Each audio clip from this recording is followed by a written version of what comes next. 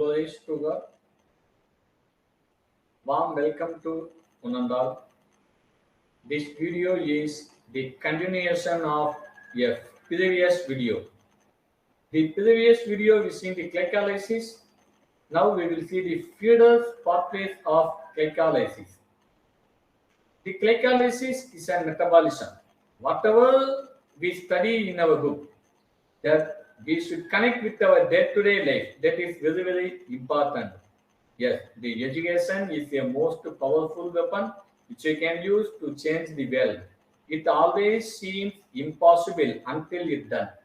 Yeah, we use this biochemical metabolism and connect this biochemical metabolism in our day-to-day life. Right. Let me see the feeder pathways of glycolysis. The glycolysis we seen, but if directly glucose molecule enter into our cell, the cell undergoes a glycolytic metabolism. But most of our food containing other than the glucose molecule, that means the compound glucose molecule, the disaccharide, oligosaccharides, polysaccharides are present in our diet. If our diet contains other than the direct glucose compound, that means a polysaccharide, disaccharide, and the monosaccharides, monosaccharide content, for example, galactose is present. How these components are digested by our cell? Let me see one by one. The other carbohydrates, mainly the storage polysaccharide, that is glycogen and the starch. If it is animal, it is stored in a form of glycogen, or it is a plant, it is stored in a form of a starch. The starch or glycogen enter inside our body. How it is break down and enter into the glycolytic metabolism.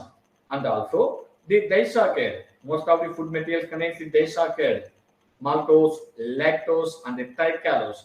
If maltose, lactose, and the tricallose enter inside our body, how these maltose, lactose, and the tricallose are break down and enter into the glycolytic metabolism. Likewise, the monosaccharides like the fructose, mannose, and the galactose.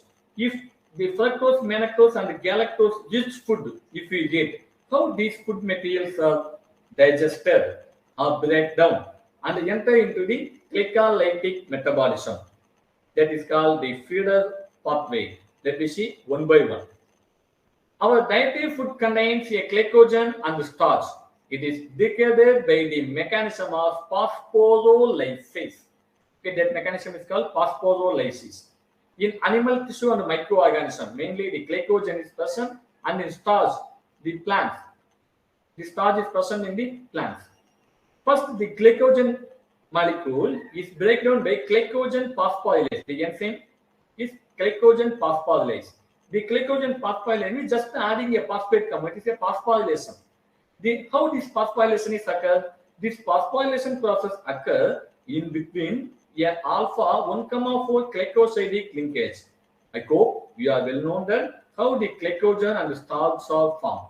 Glycogen and starch are nothing but a chain of glucose molecule or chain of monosaccharide. How this glucose molecule forms a glycogen and starch in that chain?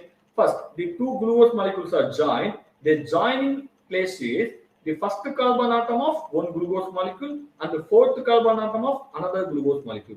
The newly joined glucose molecule in that glycogen chain are in the starch chain. It joined by a first carbon atom because the fourth carbon atom is a non-reducing end of the carbohydrate chain. So the first carbon atom is joined into the fourth carbon atom of the glycogen chain. Okay, or this glucose chain. So the breakage, the glycogen phosphorylase enzyme break between a alpha 1, glycosidic linkage of a last glucose molecule which join into the glycogen chain. Then it forms a glucose 1-phosphate and leaves a glycogen compound with one glucose unit minus or with less one glucose molecule. Then the left glucose 1 minus molecule, that means the glycogen again and again is converted by this again and again involved in that process and convert into a glucose 1-phosphate and glucose 1 minus unit. Now this glucose 1-phosphate is again involved by one enzyme that's called phosphoglucomutase. It converted into glucose 6-phosphate. Then you have well known that in the glucose 6-phosphate directly enter into the glycolysis metabolism. This the phosphoglucomutase, the enzyme act as how the glyceraldehyde phosphoglycerate mutase, the phosphoglycerate mutation glycolysis mechanism. How in that mechanism phosphoglycerate mutase enzymes act the same way. The phosphoglucomutase enzymes act in this place. The same methodology is in plants. If it is digested into a starch, let me see how these molecules are break down in our system. It is called a glycogen and starch. The two glucose molecules are joined by the alpha 1,4 glycosidic linkage. It is a fourth carbon atom of the glycogen chain and the first carbon atom of the last glucose compound. The phosphoglucomutase, the enzyme is called the glycogen phosphorylase or starch phosphorylase. This enzyme break this bond.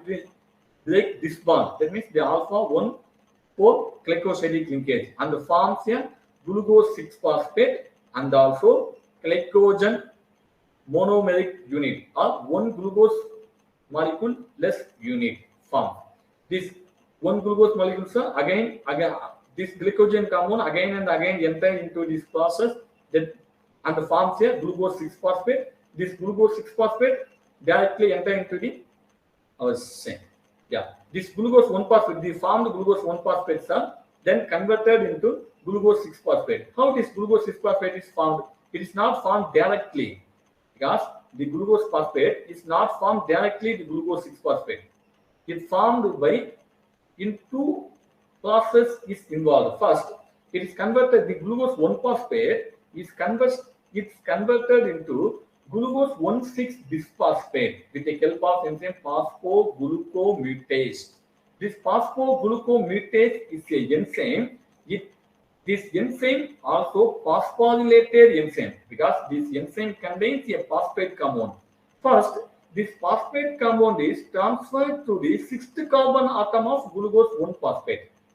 Then this glucose 1-phosphate became glucose 1,6-bisphosphate and leaves a enzyme without phosphate compound. This enzyme becomes a glucomutase. Then this glucomutase again involved in this reaction and it take over the phosphate molecules from the first carbon atom of glucose 1,6-bisphosphate. Then the glucose 1,6-bisphosphate becomes glucose 6-phosphate and the phosphoglucomutase enzyme is regenerated. This process is done within a fraction of a second. So in that reaction, the phosphoglucomutase enzyme is directly involved and forms a glucose 1-phosphate into glucose 6-phosphate. Then the glucose 6-phosphates directly enter into our cell. Second, in our food material contains a polysaccharide or disaccharide. If polysaccharide and disaccharides are present, these polysaccharide and disaccharides are enter into our cell by breakdown by monosaccharide through the breakdown of so many metabolism that we see one by one. If starch is present, because most of our food material contains a starch, this starch is converted into polysaccharide fragments or oligosaccharide fragments by the enzyme chitolysis. Here, the starch is chitolysis, not phosphorylated. One thing it is very important thing. The glycogen and the starch is phosphorylated. Through phosphorylasis method, it is breakdown. But if our food material contains a starch, it is breakdown by chitolysis, just adding a water molecule. That's all. The starch digestive process is taught our mouth itself. Our mouth itself contains a salivary alpha amylase, the enzyme salivary alpha amylase. The salivary alpha amylase itself breaks down the starch into polysaccharide fragment and also oligosaccharide fragments. then this polysaccharide and the oligosaccharide fragments enter into our intestine. In our intestine, our salivary alpha amylase is inactive. Why?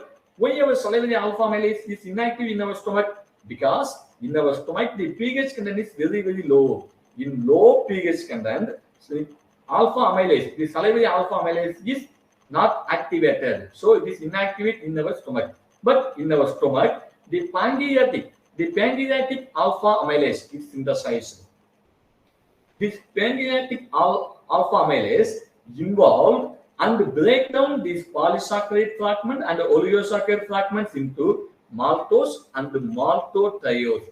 These maltose and maltotriose are di and trisaccharides, which contains alpha 1,4 branch point. And also it break down the oligosaccharides into dextrins and the fragments of amylopectin. This amylopectin contains alpha 1,6 branch point. Alpha 1,6 branch point means it's a branching the compound. If the two glucose molecules are joined and forms the glycogen and starch, that joining between the first carbon atom and the fourth carbon atom. It is called the alpha 1,4 oligocytic linkage. But if two monomolecule or two glucose chain is joined, this two glucose chain is joined by alpha 1,6 branch linkage, alpha 1,6 branch bind. Okay, so the amylopectin contains alpha 1,6 branch bind. These molecules are entering into our intestine. In intestine contains epithelial cells. The outer epithelial cell, some of catalysis enzyme is involved. That enzyme digests these compounds and convert into monosaccharides. For example, if dextrin is in present, our intestine contains a dextrinase. It is an enzyme. This dextrinase enzyme digests the dextrin and convert into D-glucose. And also maltose. The enzyme maltase convert the maltose into D-glucose. The lactose is entered into our intestine. The enzyme lactase converts into D-glucose and D-galactose. If sucrose is present, the sucrose is converted into D-fructose and D-glucose.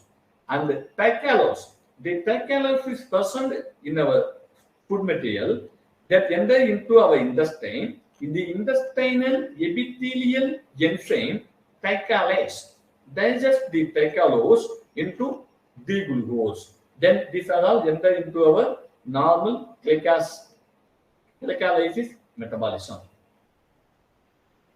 Other than the glucose monosaccharide, if enter into our food material, enter into our stomach, enter into our intestine through the food material, what will happen?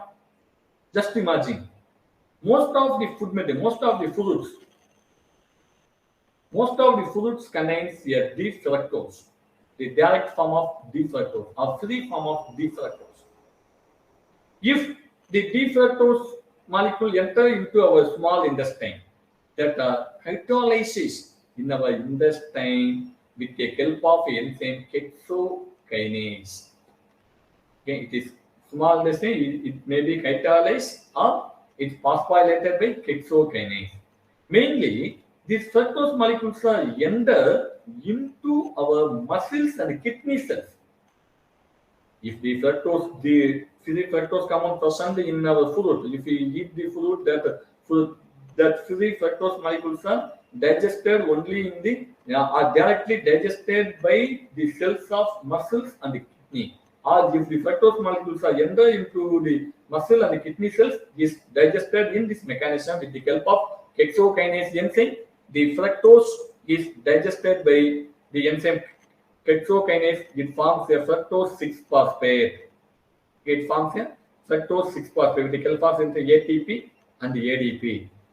Or if the fructose 6-phosphate then directly enter into the glycolytic metabolism. That metabolism, we are well known that. Next, if the fructose molecule enter into our liver, the fructose molecule enter into our muscles or kidney cell, it is not at all a problem because in muscles and kidney cells, the fructose molecules are phosphorylated by hexokinase enzyme and it forms a fructose 6-phosphate. These fructose 6-phosphates are then involved into a glycolytic metabolism. But if fructose molecules are enter into our liver cell, in liver cell, the fructose molecules are not phosphorylated at the 6th carbon atom. It phosphorylated at the 1st carbon atom. What will happen if it is phosphorylated into a 1st carbon atom? If it phosphorylated into a 1st carbon atom, it contains so many enzymatic processes. Let me see one by one. If fructose compound enter into our liver, in that liver cell, the fructose molecules are first phosphorylated by the enzyme hexokinase. It forms a fructose 1-phosphate. Then the fructose 1-phosphate aldolase enzyme is involved.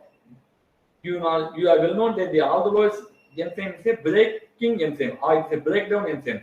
It breaks down the bond between the 3rd carbon atom and the 4th carbon atom of a fructose compound. Then it divides a 2 triose compound. One compound is a glyceraldehyde and another compound is a dihydroxyacetone phosphate because the phosphate molecule present in the 1st carbon atom of the fructose. Okay, so the first 3 carbon atom forms a dihydroxyacetone phosphate that we already seen in the glycolytic cycle. This dihydroxyacetone phosphate is then converted into glyceraldehyde triphosphate with the help of enzyme triose phosphate isomerase. Here only glyceraldehyde is there, not glyceraldehyde triphosphate. This glyceraldehyde is converted into glyceraldehyde triphosphate with the help of enzyme triose kinase. Here also one ATP molecule is involved. So just imagine if the fructose compound directly enter into the muscle and the kidney cell, there not at all a problem because the fructose molecule directly converted into a fructose 6-phosphate. But if the fructose molecule enter into our liver, in that liver it goes into two subsequent reactions. The first reaction, fructose converted to fructose 1-phosphate. Then the fructose 1-phosphate divided into glyceraldehyde and also dihydroxyacetone phosphate. Dihydroxyacetone phosphate directly converted into glyceraldehyde triphosphate with the help of a enzyme triose phosphate isomerase. And the glyceraldehyde, this glyceraldehyde converted into glyceraldehyde triphosphate with the help of enzyme triose kinase. Next, the galactose. It is an important one. The galactose enter into our cell. How the galactose also enter into our intestine? The lactose catalysis, the enzyme lactase, catalyze lactose and forms the D-galactose and D-glucose. If D-galactose, how this D-galactose are break down by our intestine? First, the D-galactose is phosphorylated with the help of enzyme galactokinase, and the galactose becomes galactose 1-phosphate. You just see the galactose 1-phosphate is formed. In second step, this galactose 1-phosphate converted into UDP galactose. How this UDP galactose is formed? See that in equation, see in the hexostructural form of galactose 1-phosphate. In galactose 1-phosphate, these phosphate molecules are removed by the UDP compound. UDP compound means with the help of enzyme UDP glucose, that means galactose 1-phosphate usidyl transferase. This usidyl group is transferred to the first carbon atom by removing the phosphate group with the help of the UDP glucose. Here one UDP glucose compound is involved. Okay. In the glucose compound, this UDP compound is transferred to the glucose 1-phosphate and it taken over phosphate from the glucose 1-phosphate. Then the glucose UDP glucose becomes glucose 1-phosphate and glucose 1-phosphate became UDP galactose. That's all. Okay, I hope you understand that. I'll again reiterate this concept. The glucose 1-phosphate. The glucose 1-phosphate here with the help of enzyme glucose 1-phosphate usidyl transferase. Here the UDP glucose compound is involved. Here just the transfer of a UDP compound and the phosphate compound. In UDP glucose, the phosphate compound is transferred to UDP glucose, and the UDP compound is transferred from UDP glucose to galactose 1-phosphate. Then the galactose 1-phosphate became UDP galactose, and the UDP glucose became glucose 6-phosphate. Okay. Then the glucose 6-phosphate directly enter into the glycolytic metabolism. The UDP galactose again, with the help of enzyme UDP glucose epimerase, it transfer into a form of UDP glucose 4-epimer. 4-epimer means in fourth carbon one epimer is formed. Epimer means the fourth carbon is oxidized. Okay, this fourth carbon is oxidized by transferring the hydroxyl group to carboxyl group. The this H2O is removed, then the double bond C double bond O is formed here. It is called the glucose epimer. This structure is called the epimer. This epimer formed in the fourth carbon atom. It is called glucose 4-epimer. Then in the last step, this glucose 4-epimer again reduced by the help of the same enzyme glucose 4-epimers. It forms a UDP glucose. This UDP glucose again enter into the same galactose digestive metabolism. Okay. So this process is again and again take place. For galactose digestion, this four step, in this four step, this four enzyme is very, very important. In few persons, any one of these enzymes is lacking, the galactose breakdown is stopped. What will happen if galactose breakdown is stopped? The galactose content is percent very high in our blood. It forms a disease, galactosomia. That disease is called galactosomia. So for reducing the severity of this galactosomia, we simply maintain the galactose-rich food. Okay, simply maintain. I simply avoid the galactose-rich food. Next, it is the overview or the overview of feeder pathway for glycolysis. We seen the so many metabolism. If glucose or starch enter into our body, it may directly digest into glucose 1-phosphate. Then glucose 1-phosphate is directly go to the glycolytic metabolism. These processes are well known that the glucose 1-phosphate became glucose 6-phosphate, and the glucose 6-phosphate is with the help of the isomerase enzyme, it became here fructose 6-phosphate, and the fructose 6-phosphate became here fructose 1,6-phosphate with the help of here the kinase enzyme. And the fructose 6-phosphate is divided into glycerol 3-phosphate and the diglycol acetone phosphate with the help of enzyme aldehyde. This process is called glycolysis. If the lactose is entered through our food with the help of enzyme lactase, it breaks down and forms a D-galactose and a D-glucose. And the tricalase enter into our food, it breaks down to form a D-glucose with the help of enzyme tricalase. And even glycogen is broken by alpha amylase, which present in our salivary alpha amylase. It forms a D-glucose. Now, these D-glucose are directly converted into glucose 6-phosphate with the help of enzyme hexokinase. And if sucrose is present in our diet, with the help of enzyme sucrase, the sucrose is transferred into a D-glucose or D-fructose. Or the D-fructose directly enter through our body through so many fruits and diet. If the D-glucose enter through our muscles and the kidney cell, it directly hexokinase and forms a fructose 6-phosphate, and the fructose 6-phosphate directly enter into the glycolytic metabolism. But if D-glucose enter into the liver cell, it forms a fructokinase and forms a fructose 1-phosphate, and the fructose 1-phosphate then with the help of fructose phosphate aldolase then becomes a glyceraldehyde and the diglycol acetone phosphate. The diglycol acetone phosphate with the help of enzyme triose phosphate isomerase, it forms a glyceraldehyde 3-phosphate, and the glyceraldehyde with the help of enzyme triose kinase, it forms a glycerol 3-phosphate. If D-galactose is entered into our body or entered through the diet, it forms a UDP galactose. This UDP galactose then converted into UDP glucose. This UDP glucose converted into glucose 1-phosphate. Again, it transferred to the UDP glucose, UDP compound to the UDP galactose. It forms a UDP glucose 1-phosphate. The glucose 1-phosphate directly to the enter to the glycolytic metabolism.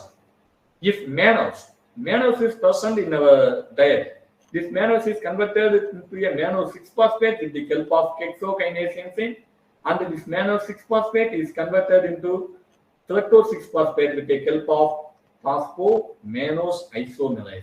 So, other than the glucose, because we could not uptake glucose directly, we could not uptake glucose in direct form. Most of our diet contains more disaccharides and more disaccharides and polysaccharides. These disaccharides and the polysaccharides break down into these mechanisms and finally enter into the glycolysis. I hope you have well understood the feeder's pathway of glycolysis.